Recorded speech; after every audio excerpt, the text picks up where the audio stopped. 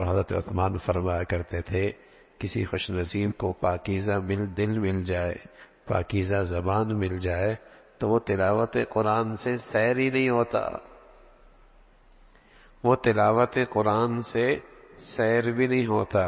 بھائی قرآن کو مضمون پڑھنا، مفہوم سمجھنا اور اس کا مطلب اور معنی سمجھنا بہت مبارک ہے، لیکن وہ بڑے نادان ہیں جو یوں کہتے ہیں کہ میاں بن سمجھے کے پڑھنے کا کیا فائدہ،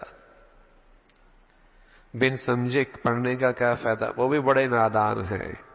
یہ اللہ کا کلام ہے، اللہ کے اندر سے نکلا ہوا نور ہے، اس کے ایک ایک لفظ میں نور ہے۔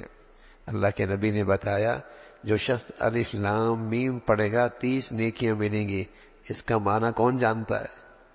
ان کلمات کا معنی کون جانتا ہے؟ الف لام میم کا معنی کس کو پتا ہے؟ اس کا معنی کون جانتا ہے؟ اللہ کے نبی کا معجزہ ہے۔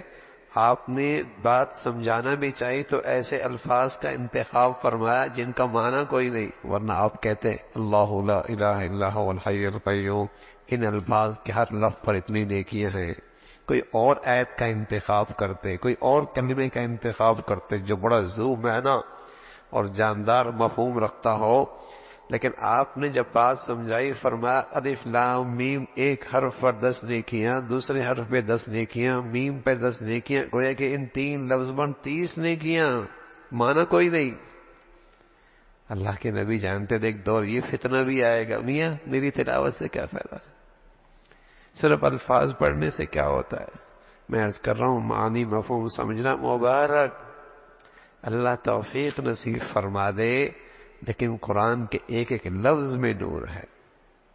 کوئی دیہاتی آدمی معنی نہیں جانتا، مفہوم نہیں جانتا اور قرآن کو عظمت اور محبت سے سنتا ہے، کیا اثر کرتا ہے؟ اس کی آنکھوں سے آنسو جاری ہو جاتے، اس کی آنکھوں سے آنسو جاری ہو جاتے۔ معنی نہیں جانتا، مفہوم نہیں جانتا، اس کے الفاظ نے اس کے دل پہ ایسا اثر کیا آنکھوں سے آنسو جاری ہو گئے، رونگٹے کھڑے ہو گئے، رونگٹے کھڑے ہو گئے۔